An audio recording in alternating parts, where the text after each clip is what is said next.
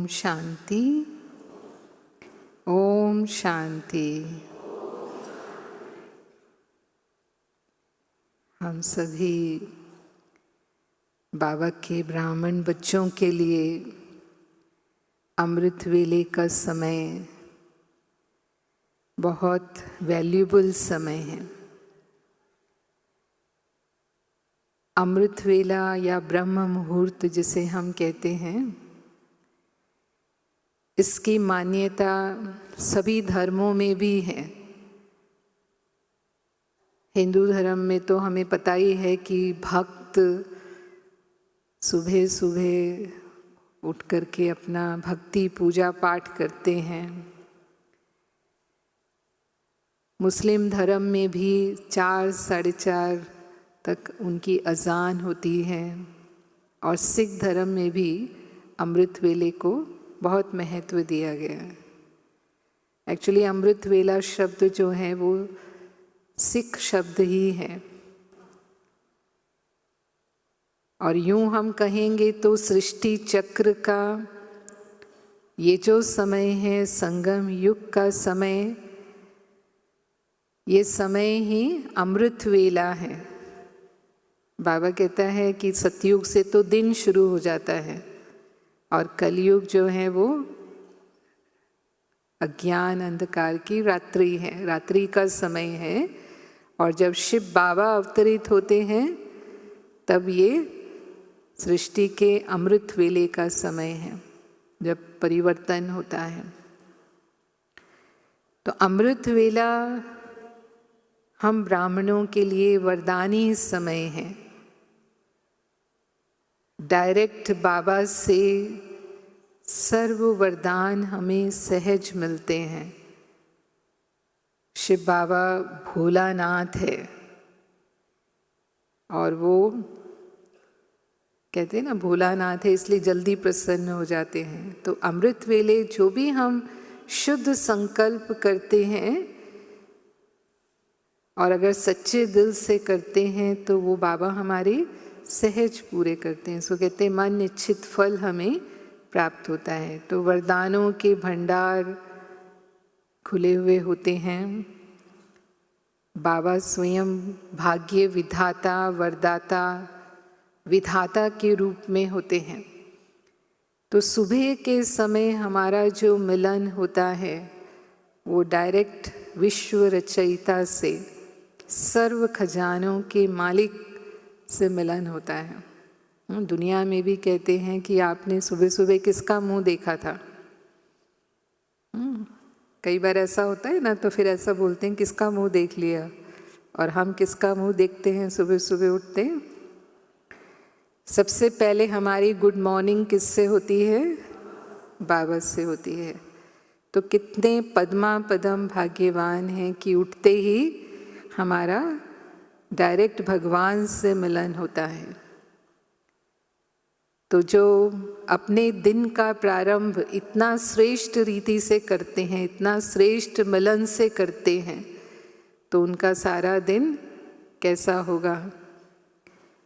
अमृत वेले हमें प्रकृति का भी सहयोग होता है। क्यों अमृत वेले का महत्व है? क्योंकि प्रकृति इस समय अपनी सतो प्रधान अवस्था में होती है। वातावरण शांत होता है, सात्विक होता है और सभी मनुष्य आत्माएं सोई हुई होती हैं। तो उनका जो तमोगुण है, यानी उनके जो नेगेटिव वाइब्रेशंस हैं, वो सब दबे हुए होते हैं।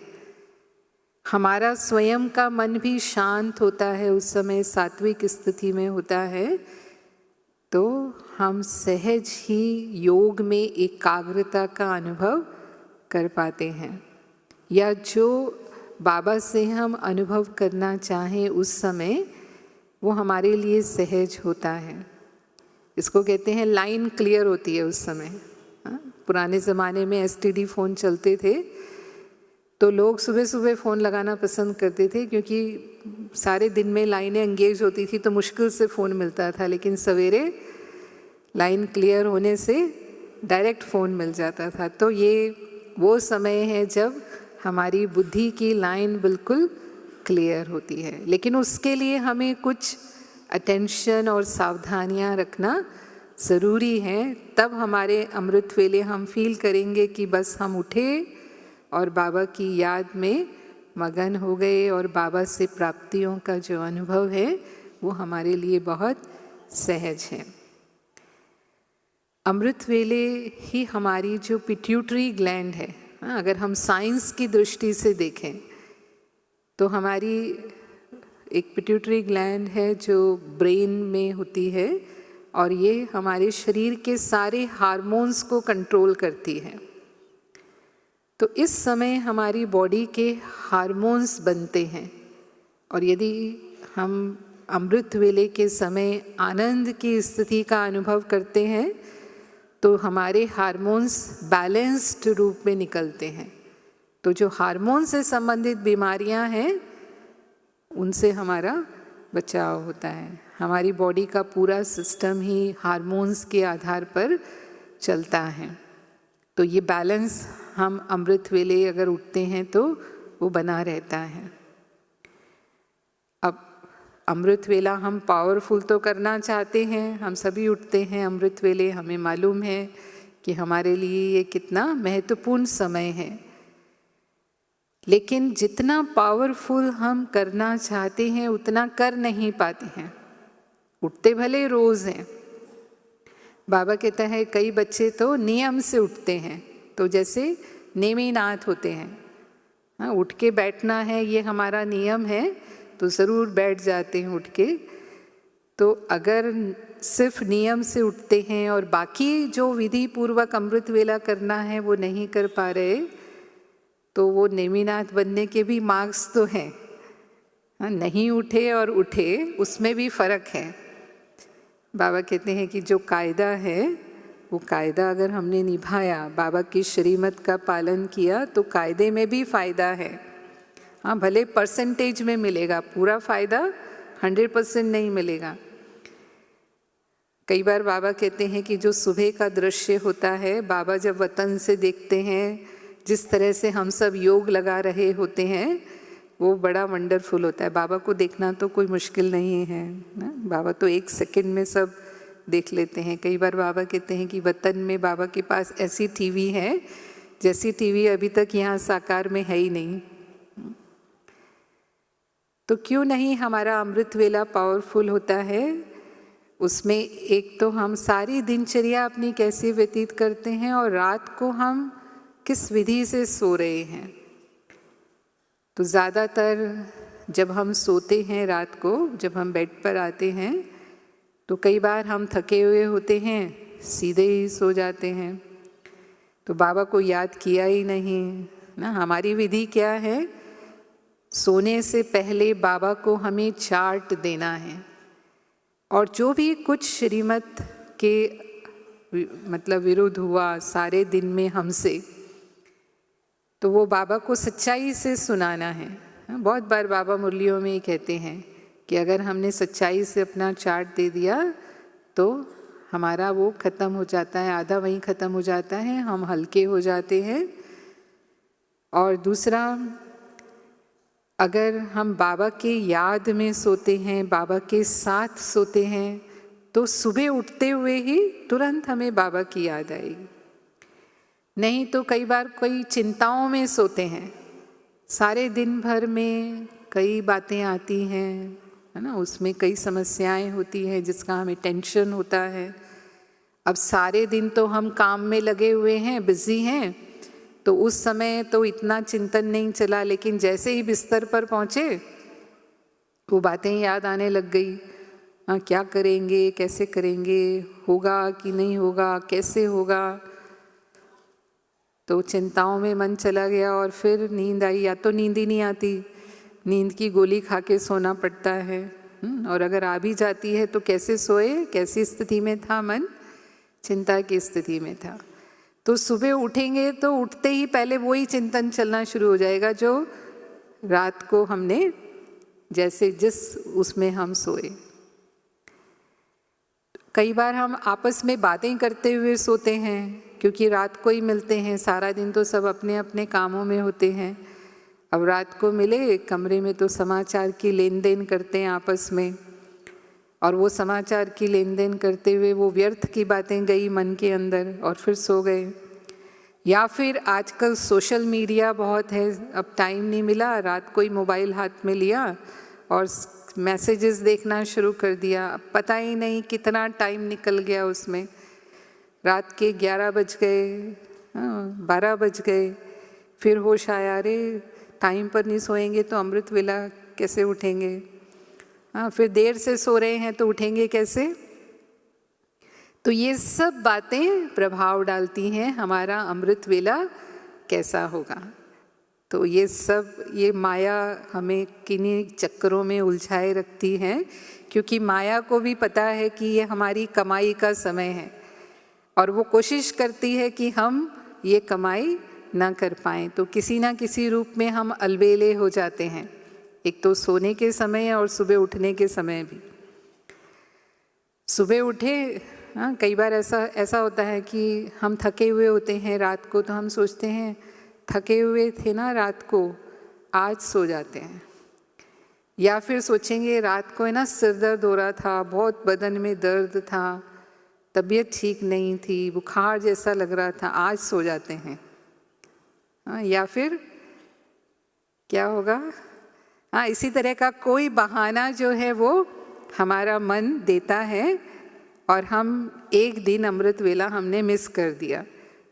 तो अब क्या हुआ, एक दिन अमृत वेला मिस किया तो वो माया फिर चांस लेती रहती है। हर बार हर दिन कोई बहाना हमारे पास होता है कि हम अमृत वेला ना उठें।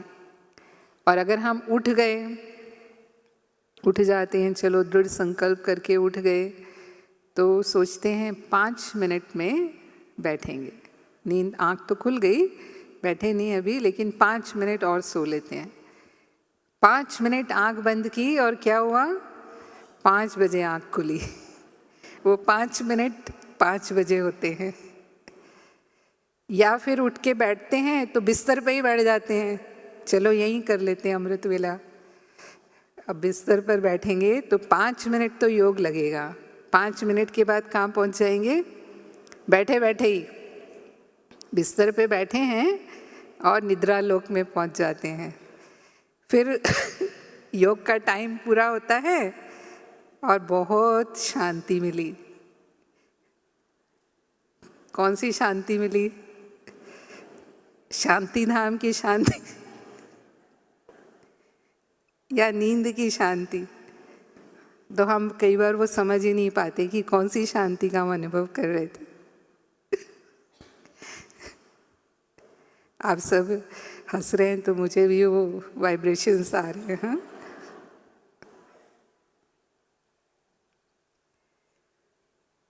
फिर चलो हम कहेंगे कि बिस्तर पर नहीं बैठना चाहिए, हमको बिल्कुल तुरंत उठ कर के हमें बिस्तर से नीचे आ जाना चाहिए।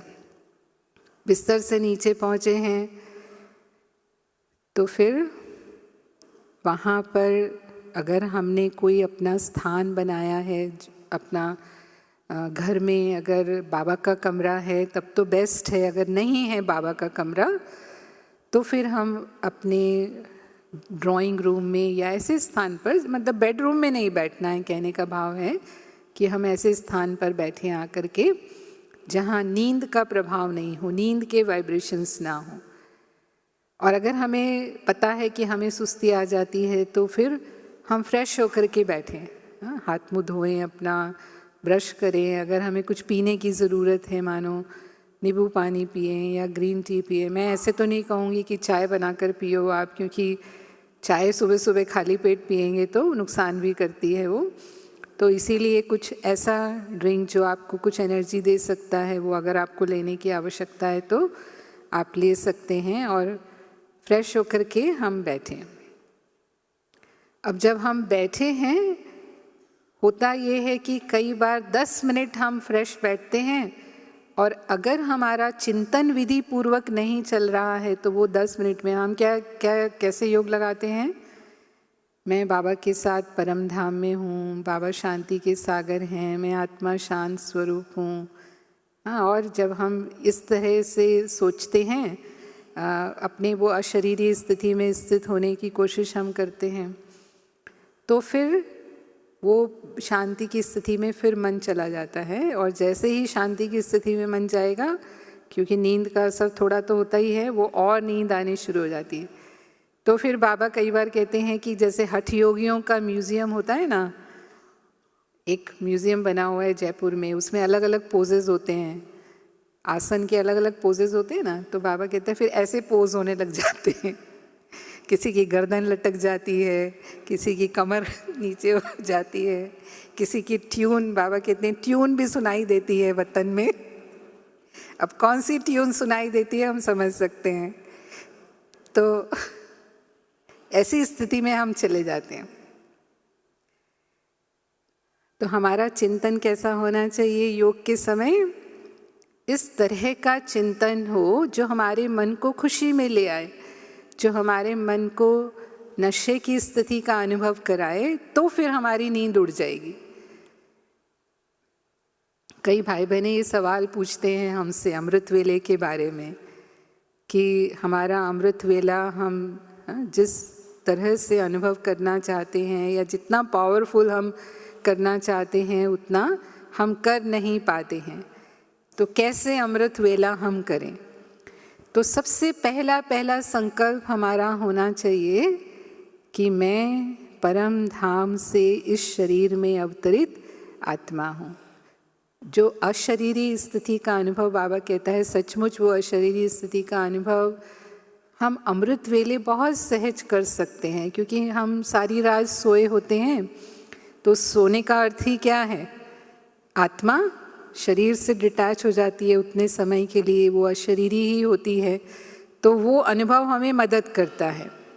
लेकिन वो अशरीरी स्थिति का अनुभव करते हुए हम बाबा के साथ बीज रूप स्थिति में, यानी आत्मा की जो अनादि स्वरूप की स्थिति है, उस स्थिति को अनुभव करें। मैं आत्मा जब परम धाम में हूँ, परम धाम में मैं संपूर्ण रूप में हूँ, संपूर्ण पवित्र हूँ, सर्वशक्ति संपन्न हूँ, बाबा के समान मेरे गुण हैं। अगर बाबा शांति के सागर हैं तो मैं आत्मा शांत स्वरूप हूँ। बाबा प्रेम के सागर हैं, मैं आत्मा प्रेम स्वरूप हैं। बाबा सर्वशक्तिवान हैं, मैं आत्मा मास्टर सर्वशक्तिवान हूँ। तो ये अपने अनादि स्वरूप का अनुभव वो अमृत वेले हम करें, और अपनी पवित्र स्थिति का भी, जो मेरी संपूर्ण पवित्र स्थिति है, क्योंकि वहाँ आत्मा एक बेदाग हीरे की तरह, परम धाम में हम संपूर्ण पावन होते हैं। सारे पाप कर्म आत्मा यहाँ ही ख़त्म करके परम धाम में जाती है। बाबा कहते हैं ना कि हम तो योग बल से ख़त्म कर सकते हैं, लेकिन बाकी आत्माएं भी जो हैं दुनिया की, उन्हें भी सज़ा खा कर के भी पावन बना कर के बाबा ले जाते हैं। बिना पावन बने कोई भी आत्मा परम धाम में नहीं जा सकती। तो वो मेरी जो स्थिति है, वो मेरी संपूर्ण स्थिति है। उस पवित्रता का मैं अनुभव करूं कि मैं शुद्ध पवित्र आत्मा बाबा के साथ परम धाम में हूँ। वो हमको इतनी पावर देता है जब हम ये अनुभव करते हैं बाबा के साथ। फिर उसके बाद हम बाबा के साथ सर्व संबंधों का अनुभव करें। बाबा हमारा पिता हैं, परम पिता हैं, और पिता के रूप में वो पालना हमें अनुभव होती है। अमृत वेले के समय हम बालक सो मालिक हैं। बालक के रूप में हम प्राप्त करते हैं और मालिक के रूप में हम विश्व की आत्माओं को देते भी हैं। यानी हम वरदान लेते भी हैं बाबा से, और वरदान हम देने की भी स्थिति में हैं उस समय। और विश्व की आत्माएं भी उस समय सहज रिसीव कर सकती हैं। तो बाबा से सर्व संबंधों का प्यार अगर हमने अमृत वेले अनुभव किया, और विशेष जो संबंध हम अनुभव करना चाहते हैं, खासकर कोई विशेष संबंध हमें बहुत प्यारा होता है, तो वो संबंध अगर हम अनुभव करना चाहते हैं, और संबंधों में ही हम बाबा के लव में लीन हो सकते हैं, जैसे भक्ति में आत्माएं कहती हैं कि भगवान के प्यार में आत्मा परमात्मा में लीन हो जाती है, तो बाबा कहते हैं वो लीन नहीं होती, वो उन्होंने गलत शब्द को गलत कर दिया है, वो वास्तव में लीन नहीं होती है, लेकिन परमात्मा के प्यार में आत्मा लवलीन हो जाती है। तो उनके प्यार में समाने का अनुभव, जैसे ही बाबा के प्यार में समाने का अनुभव करते हैं तो बाबा के समान ही हम अनुभव करते हैं। कई लोग ऐसा सोचते हैं कि हम बाबा के समान बने, ये एक संकल्प होता है। एक होता है समान स्थिति का अनुभव करना, और एक होता है कि मैं समान बनूं। और तीसरा बाबा कहते हैं कि कई संबंधों से फरियाद करते हैं बाबा को। वो प्यार का अनुभव करना वो स्थिति नहीं, लेकिन कोई ना कोई मांगने का स्वरूप होता है बाबा से, या शिकायत करने का स्वरूप होता है, किसी से हम परेशान हैं, या कोई से हमारे संस्कार नहीं मिलते हैं, कोई विघन रूप है हमारे जीवन में, तो हम बाबा को वो सुनाने लगते हैं, उनकी शिकायतें करना शुरू कर देते हैं। तो ये जो स्वरूप है दिल शिकस्त वाला, इसको बाबा कहता है ना, तो ये हमें वो बाबा के प्यार का अनुभव नहीं कराता है। वो हम भक्त बन गए उस समय, जैसे भक्त भगवान से मांगते रहते हैं, कुछ ना कुछ फरियाद करते रहते हैं, हमारा भी स्वरूप फिर वही हो गया। तो बाबा से ये अनुभव, सर्व संबंधों का अनुभव किया एक बार, तो सारा दिन किसी भी मनुष्य आत्मा की तरफ हमारी बुद्धि का आकर्षण नहीं होगा, क्योंकि हम पहले ही भरपूर हैं। परमात्मा प्यार से हमारा मन भरपूर है। जैसे कोई चीज़ हमारे पास भरपूर होती है तो हम संतुष्ट होते हैं, फिर हमारी बुद्धि नहीं जाती है। हमें पता है कि हमें तो ये प्राप्त है, हमें इसका क्या करना है। मानो आपने भोजन किया और भरपेट भोजन किया, और फिर उसके बाद कोई आपको कहता है कि अब ये आप खा लो, तो हम क्या कहेंगे? नहीं, अभी तो पेट भरा हुआ है, अभी भूख नहीं है। तो जब भूख होगी तभी हम खाएंगे। तो ऐसे ही उस प्यार से अगर हमारा मन भरपूर है, बाबा के प्यार का वो अनुभव, बाबा का प्यार तो सर्वश्रेष्ठ प्यार है, वो निस्वार्थ प्यार है। ऐसा प्यार तो हमें दुनिया की आत्माएं दे ही नहीं सकती, है ना। तो अगर वो भरपूर है तो फिर पूरा दिन किसी भी मनुष्य आत्मा के प्यार की इच्छा नहीं रखेंगे हम कि ये मुझे पूछे, ये मुझे प्यार करे, ये ऐसा क्यों करते हैं, वैसा क्यों करते हैं, लेकिन हम देंगे। हम दाता बनकर के प्यार दे पाते हैं। कोई कैसा भी करे, लेकिन मेरे मन में इतना प्यार है कि हम दे रहे हैं उनको ना, तो वो हम शिकायत करेंगे, फिर शिकायत रहेगी नहीं, या वो फरियाद हमारी बाबा से रहेगी ही नहीं। फिर अमृत वेले हम बाबा के सामने अपने जो 5 स्वरूप हैं, वो 5 स्वरूपों का अनुभव करें। एक बार हमारा अमृत वेला पावरफुल होता है तो पूरा दिन हमें उसका सहयोग मिलता है, क्योंकि मन पावरफुल हो गया तो फिर सारे दिन में कोई भी परिस्थिति अगर आती है तो हमें वो परिस्थिति लगती ही नहीं है, वो आई और चली गई, कई बार हमें ये भी पता नहीं चलता। ऐसे कहेंगे हम, मानो हमने एसी चलाया है, हमारा कमरा ठंडा है और बाहर बहुत गर्मी पड़ रही है, तो अगर हम एसी वाले कमरे में बैठे हैं तो हमें गर्मी फील नहीं होगी, क्योंकि हमने उसको कंडीशन कर दिया, वो एयर कंडीशन्ड हो गया कमरा। तो ऐसे ही मेरा मन अगर शक्तिशाली है, दिन की शुरुआत ही हमने अपनी इस तरह से की है, तो फिर सारा दिन, बाहर का टेम्परेचर कैसा भी हो, यानी बाहर की परिस्थितियाँ कैसी भी हों, लेकिन मेरे मन पर उसका असर नहीं आएगा, क्योंकि मेरा मन शांत है, मेरा मन शक्तिशाली है, मेरे मन की स्थिति सुख स्वरूप की है, प्रेम स्वरूप की है, तो हम वो रेडिएट करते हैं। तो हमारे जो 5 स्वरूप हैं उसमें सबसे पहला हमने अशरीरी स्थिति, मास्टर बीज रूप स्थिति का अनुभव किया बाबा के साथ। फिर आत्मा नीचे सतयुगी सृष्टि में अपने देवताई स्वरूप का अनुभव करना है। मैं आत्मा, देखो अपने आप को देवता स्वरूप में, देखो कि मैं सर्वगुण संपन्न, 16 कला संपूर्ण, संपूर्ण निर्विकारी, डबल ताजधारी देवता, जहाँ प्रकृति भी संपूर्ण सुखदायी है।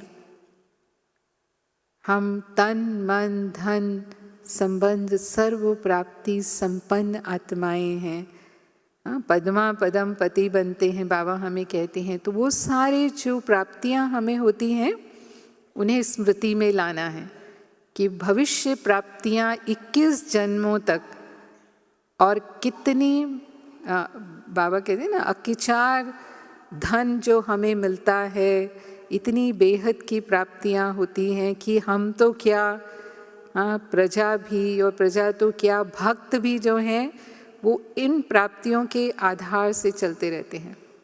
और वो भाग्य सिर्फ आधा कल्प नहीं, बाबा कहते हैं पौना कल्प तक आप आत्माएं जो हैं वो सुखी रहती हैं।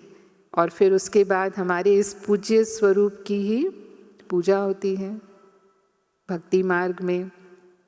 तो कैसे बाबा हमारे द्वारा भक्त आत्माओं को साक्षात्कार कराते हैं, उनकी मनोकामनाएं पूरी करते हैं। आज कितनी विधि पूर्वक देवी देवताओं की पूजा होती है, कितना सम्मान और श्रद्धा रखते हैं भक्त अपने इष्ट के प्रति, वो सोचो, है ना। तो हमें वो जो खुशी और नशा जिसको बाबा कहता है वो अनुभव होगा, तो हमारी नींद तो कहाँ जाएगी हमें पता ही नहीं चलेगा। अगर हम चिंतन नहीं चलाते, हम शांति में ही बैठ जाते हैं सिर्फ, तो फिर ये पोजेस होते हैं जो बाबा हमें बताते हैं, हमारा चार्ट कि हम कैसे अमृत वेला कर रहे होते हैं। और फिर ब्राह्मण जीवन में हम हैं तो भी बाबा ने हमारा ये हीरे तुल्य जीवन बनाया है। हम ब्राह्मण कुलभूषण हैं, हमारे क्या कर्तव्य हैं इस समय, तो बाबा के साथ हम विश्व कल्याणकारी हैं, विश्व सेवा धारी हैं, विश्व सेवा पर उपस्थित आत्माएं हैं। बाबा के राइट हैंड बनकर हम भी स्वर्ग की स्थापना के कार्य में सहयोगी हैं। इस पूरे विश्व की आत्माओं के हम पूर्वज हैं। पद्मा पदम भाग्यवान हैं, क्योंकि कोटों में कोई जिन्हें भगवान ने चुना है, और चुन करके इस दैवी परिवार में, इस ईश्वरीय परिवार में बाबा लेकर आया है। हम विश्व के आधार मूर्त हैं, उद्धार मूर्त आत्माएं हैं।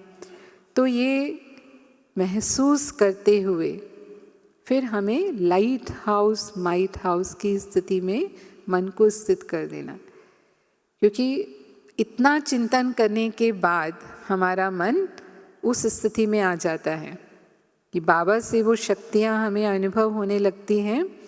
और अब मैं आत्मा विश्व की आत्माओं को लाइट माइट दे सकती हूँ।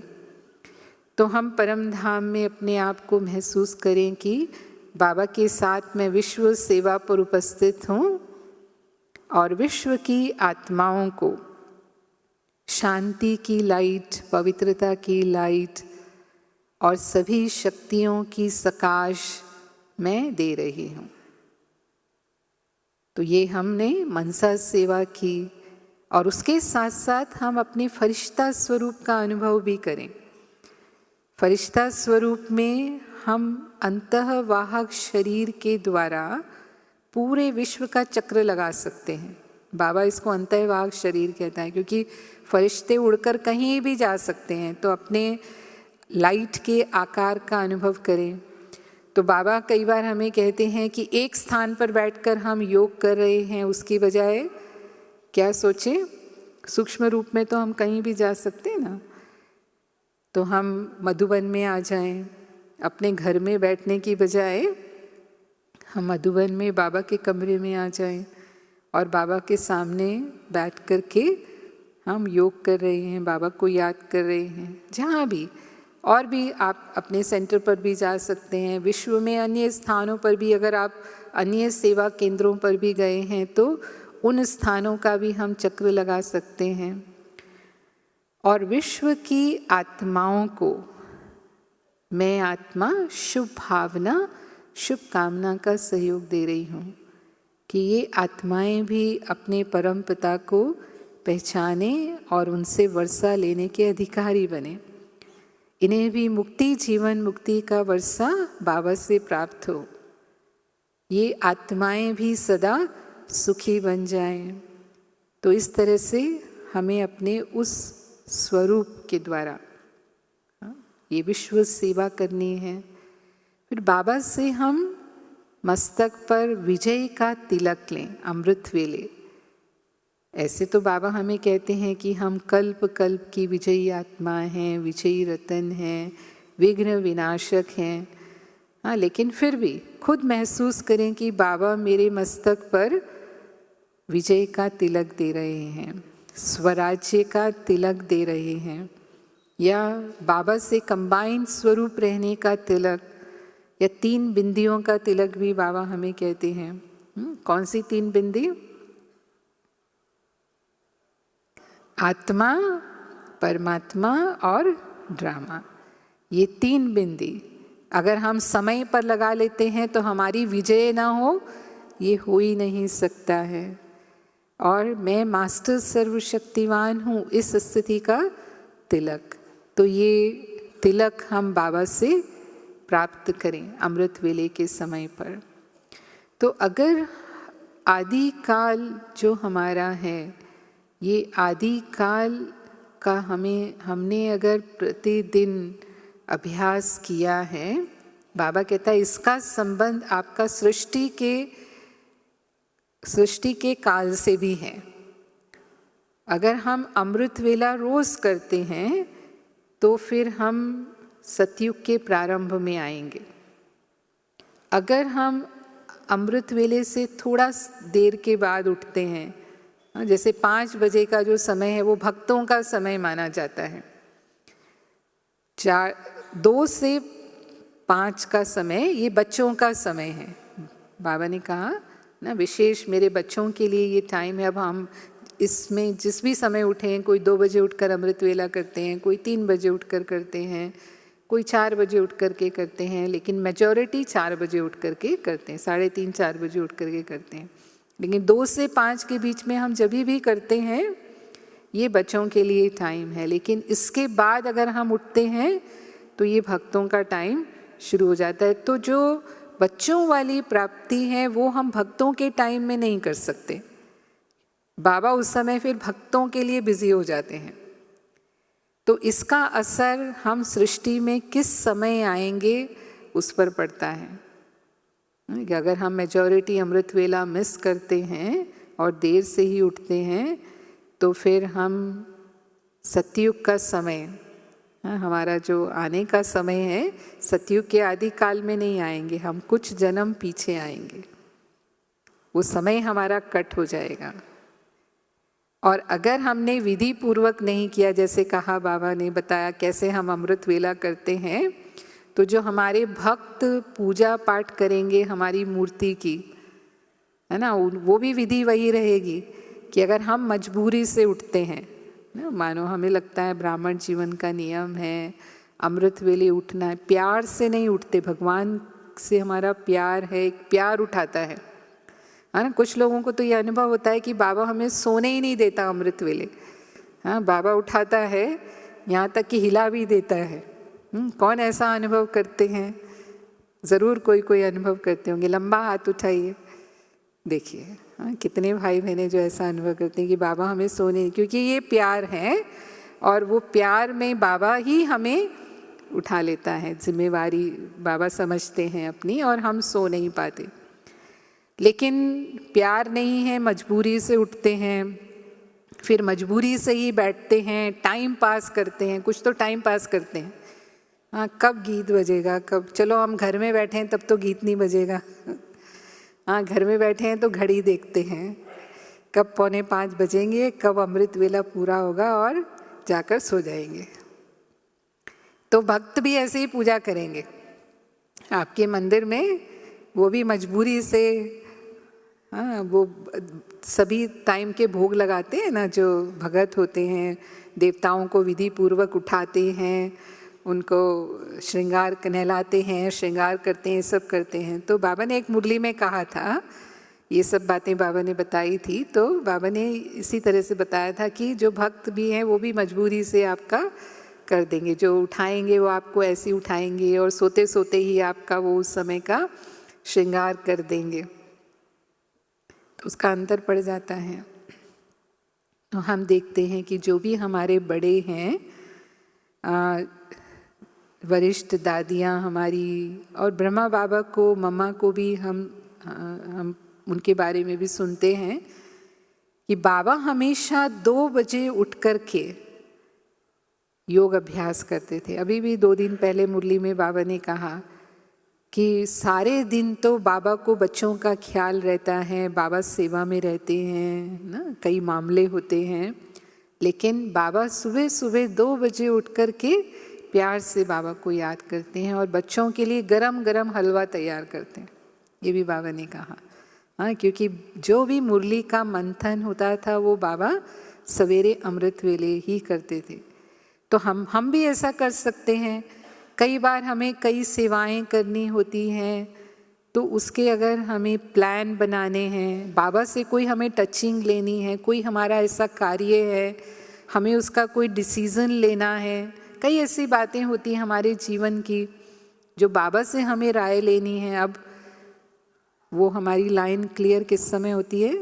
अमृत वेले के समय। तो बाबा के सामने अगर हम वो रखते हैं उस समय, तो फिर बाबा से हमें जो टचिंग हो और वो हम करेंगे और उसमें सफलता ना हो, ऐसा होगा नहीं, क्योंकि उसमें बाबा का भी बल भर जाता है, क्योंकि हमने बाबा के सामने रखा। हम बड़ी दादी जी के साथ रहे तो हम देखते थे कि दादी जी अमृत वेले योग करते थे और कई बार फिर मुरली क्लास में आकर के कहते थे कि आज बाबा ने अमृत वेले मुझे ऐसा कहा, और वो सेवा की बड़ी बड़ी प्लानिंग होती थी। दादी के समय में ही लाख लाख के प्रोग्राम हुए, आप सभी जानते हैं, लाखों की सभा इकट्ठी हुई, बड़े बड़े शहरों में वो कार्यक्रम हुए। फिर दादी ने वो क्लास में आकर के सुनाते थे, बाबा ने ऐसा कहा, और बाबा ने कहा, माना बाबा के सब बच्चे हैं तो वो करना ही है। और वो असंभव था उन दिनों में लाखों की सभा इकट्ठा करना, तो सपने में भी नहीं सोचते थे। लेकिन वो कितने सहज 1, 2, 5, 10 शहरों में नहीं, भारत के मैं समझती हूँ लगभग 25 से भी ज़्यादा शहरों में इतने बड़ी लाख की सभा इकट्ठी होकर के ऐसे ऐसे कार्यक्रम हुए। तो अमृत वेले बाबा से हम कुछ इस तरह के भी जो डिसीजंस हैं या प्लानिंग है सेवाओं की या कुछ भी, जो भी बाबा से हमें समझना है, क्लियर करना है, वो बाबा हमें क्लियर बताते हैं। मम्मा को हम देखते थे, मम्मा भी 2 बजे उठ जाती थी। तो एक बार की बात ना, उनकी मम्मा की जो बुक है उसमें लिखा हुआ है कि एक बार कोई मिनिस्टर आए यज्ञ में, जैसे कभी कभी VIP आते हैं, तो मिनिस्टर आए, तो उनसे जो प्रोग्राम था, मिलना था, वो सब करते करते मम्मा को सोते सोते रात को 12 बज गए। और फिर 2 बजे मम्मा फिर उठकर योग में बैठ गई, जैसे मम्मा का नियम था।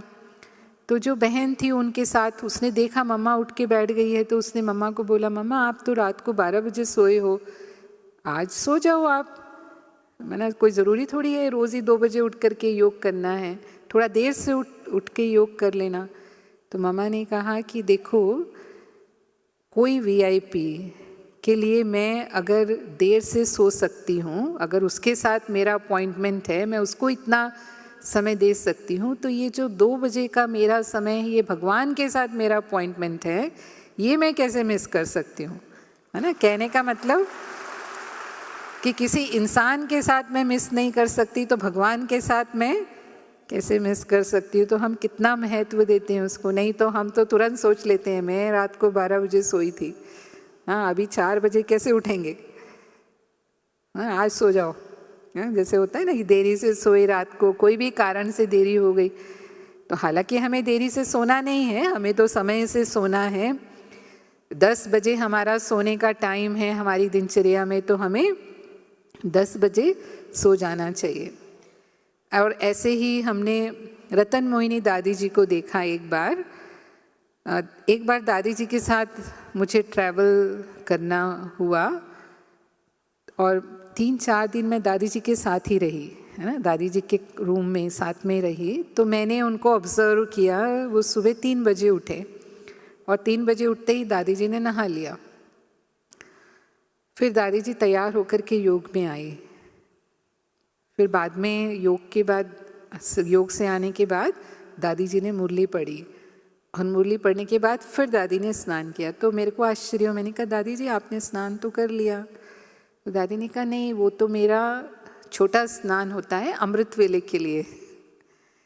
माना इतनी बड़ी उम्र हमारी दादी की और 3 बजे उठते ही वो पहले स्नान करके फिर अमृत वेला करते हैं, बिना स्नान किए वो अमृत वेला नहीं करते। माना ये विशेषता मैंने देखी उनके अंदर, और कभी भी वो अमृत वेला मिस नहीं करेंगे अपना। तो अगर हमें लगता है कि हमें सुस्ती आ जाती है अमृत वेले के टाइम और हमारा इतना फ्रेश नहीं होता, तो हम ये भी कर सकते हैं कि उठते ही एक बार अगर छोटा स्नान जिसको हम कहेंगे, सीधा पानी डाला और फ्रेश होकर के बाहर आ गए, फिर बाद में आराम से नहा सकते हैं। तो ये विधि भी हम अपना सकते हैं। जो हमारे बड़ी हैं, हमारी दादियाँ हैं, जो जिस तरह से वो अपने अमृत वेले को पावरफुल बनाते रहे हैं।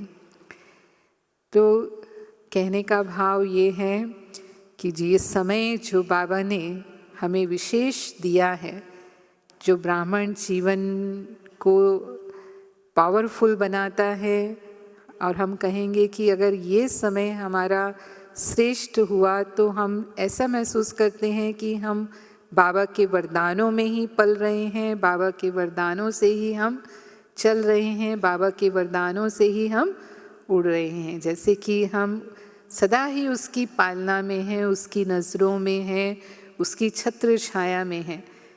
अगर हमने अमृत वेला मिस कर दिया तो सारा दिन हमें मेहनत करनी पड़ती है, बहुत सहज हमारा योग नहीं लगता है, बहुत सहज हमारा पुरुषार्थ भी नहीं होता है। और एक जैसे बताया आपको कि रात्रि को सोने से पहले हमें भोजन का भी ध्यान रखना चाहिए कि सोने से पहले जो हम भोजन करते हैं, आजकल क्या होता है रात को ही पार्टियां वगैरह करते हैं लोग। अगर शादी ब्याह भी होते हैं तो उसका भी जो होता है सारा जो भी विधि करते हैं वो लोग उनकी रात्रि के समय ही होती है। तो रात को लोग गरिष्ठ भोजन करते हैं ज़्यादातर दुनिया में भी। कई बार ब्राह्मण भी, क्योंकि हम भी दुनिया में रहते हैं, दुनियादारी हमें निभानी होती है, तो हम भी जाते हैं ऐसे स्थानों पर। वैसे हम बाहर का खाते तो नहीं हैं, लेकिन फिर भी अगर हम रात को गरिष्ठ भोजन करते हैं, तला हुआ खाते हैं, ज़्यादा मिर्च मसाले वाला खाते हैं, तो उसका भी असर हमारे दिमाग पर होता है।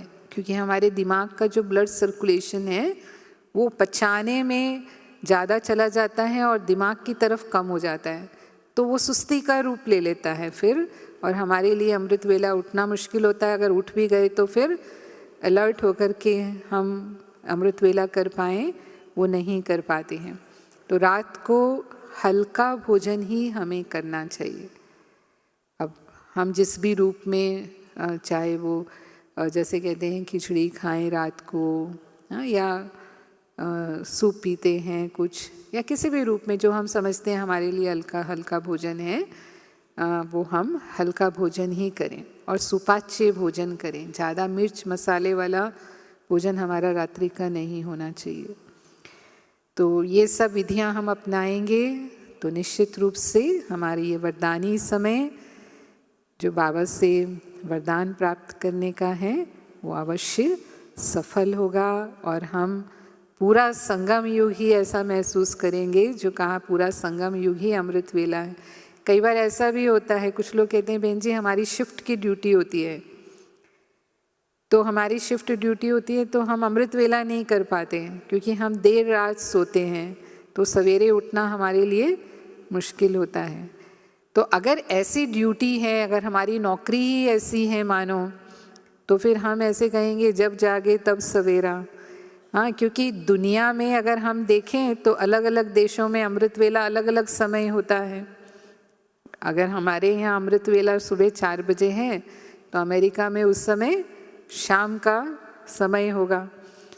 तो वो अपने समय पर अमृत वेला करते हैं, हमारे समय पर थोड़ी अमृत वेला करते हैं। तो यूँ तो हम कहेंगे कि सारी दुनिया में 24 घंटे ही अमृत वेला चल रहा है, क्योंकि हर देश में घड़ी अलग अलग समय अमृत वेला दिखा रही है। तो हो गया ना पूरा संगम युग अमृत वेला। कहने का मतलब ये है कि अगर कोई हमारी ऐसी मजबूरी है तो हम जब उठ रहे हैं सो कर के तब हम अपना नियम बना लें कि हमें अपने दिन का प्रारंभ बाबा की याद से ही करना है। आधा पौना घंटा हम बाबा की याद में बैठें, फिर वही हमारे लिए अमृत वेला। वो मजबूरी है, तब ऐसे फ़ायदा नहीं उठाना है कि हाँ ठीक है कोई बात नहीं, आज तो हम देर से उठे, अभी कर लो अमृत वेला।